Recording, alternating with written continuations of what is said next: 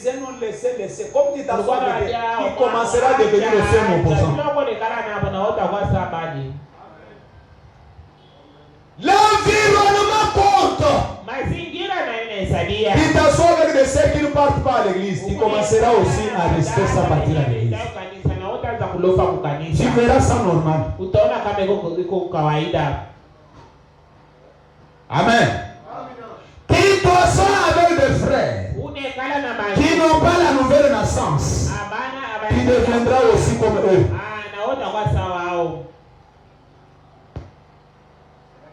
Mon frère, quand il y a une activité, on rassemble les frères pour qu'ils puissent marcher ensemble. Amen. C'est pour que la vie puisse se déplacer d'une personne à l'autre. En d'autres termes, avant qu'il y ait une nageoire sur le dos d'un poisson, il devait d'abord y avoir de l'eau pour qu'il nage. S'il n'aurait jamais eu cette nageoire, avant qu'il y ait un arbre qui pousse sur la terre, il devait d'abord y avoir une terre pour qu'il y pousse.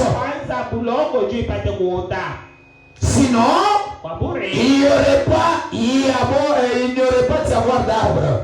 Et vous voyez ce que j'essaie de dire. Puisque vous avez soif ce matin, puisque les gens ont soif, cela montre qu'il y a une fontaine de vie ouverte quelque part. Pour que vous répondiez à cela, il doit y avoir une profondeur d'abord. Pour répondre à cette profondeur qui appelle. Est-ce que l'église est là? Sinon, il n'y aurait pas d'avoir d'appel.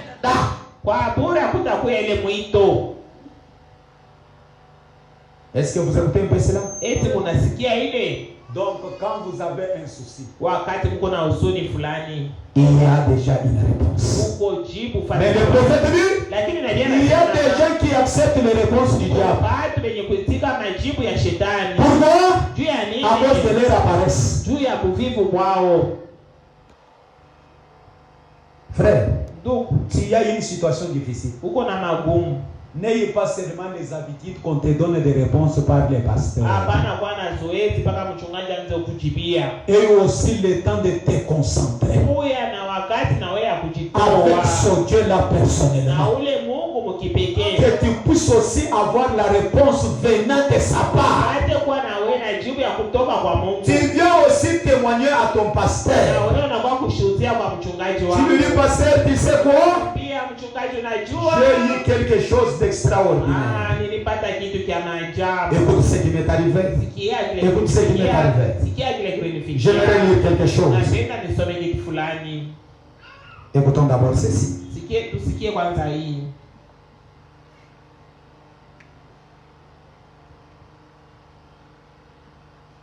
Prenons d'abord les faits sortir de l'histoire.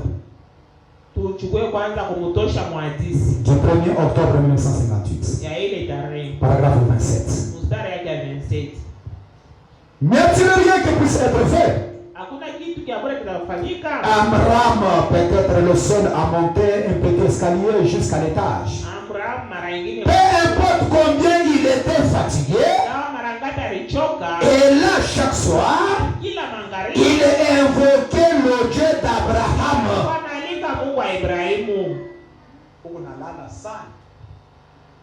Qui dort trop, mais où n'a maman? Écoutez, Amram ne dormait pas. Depuis où il pas de kitanda, kurisha. Amram ne dormait pas. J'ai observé nos frères qui travaillent ici avec des motos. Amen. La façon dont ils vous présentent la fatigue, vous direz que ces gens ici sont plus qu'Amram.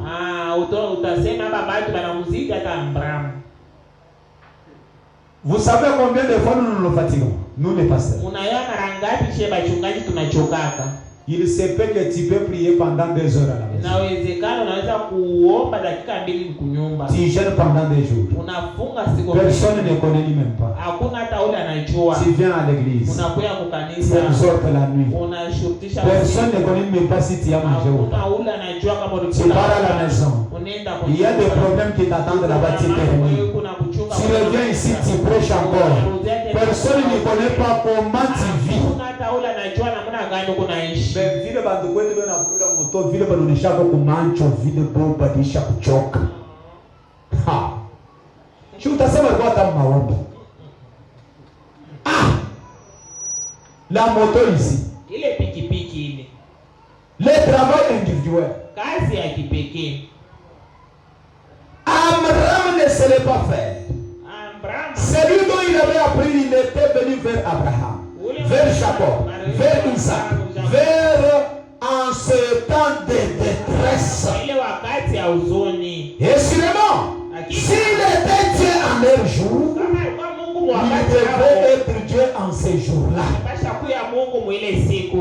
Si ce Dieu a exaucé Abraham, il a exaucé Gédéon, il a exaucé Job, il doit être le même Dieu pour toi. Abraham n'a pas cherché un pasteur. Abraham n'a pas montré sa fatigue. Abraham a monté les escaliers seul. Une église qui ne prie pas.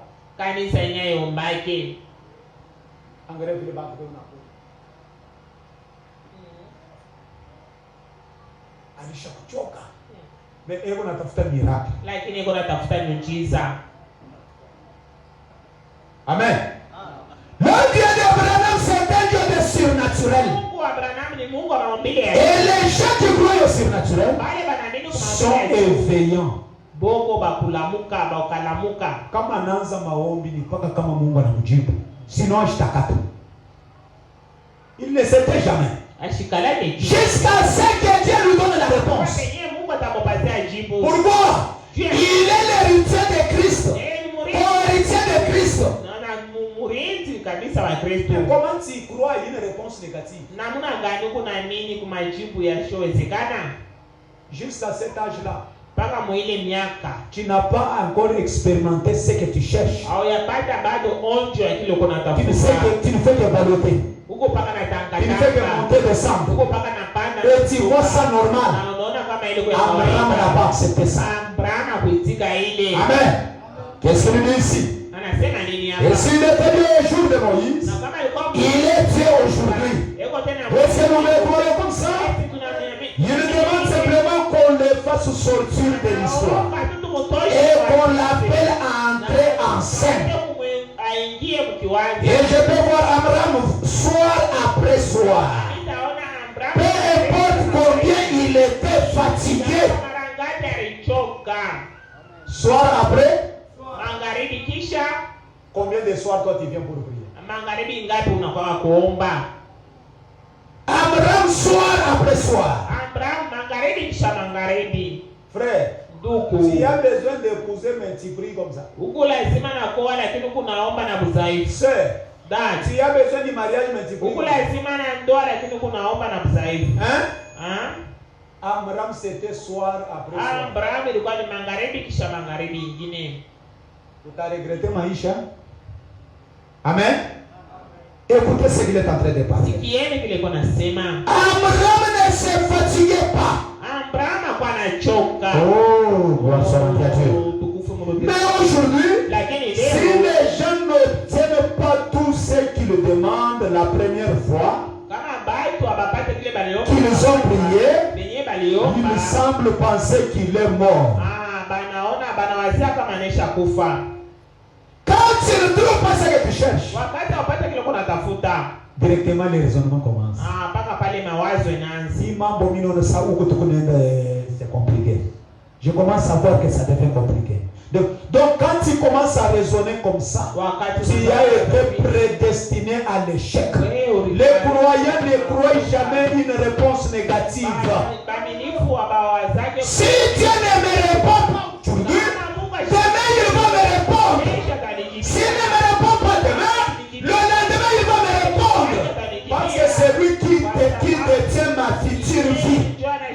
kuja kwangu kwa maisha. Comment tu crois des choses comme ça? Namuna gani kuna mimi vitu vya vile? Le prophète dit, Nabii quand on anasema vient te donner un colis, wakati banakuwa kupatia kodi, avant de signer là-bas,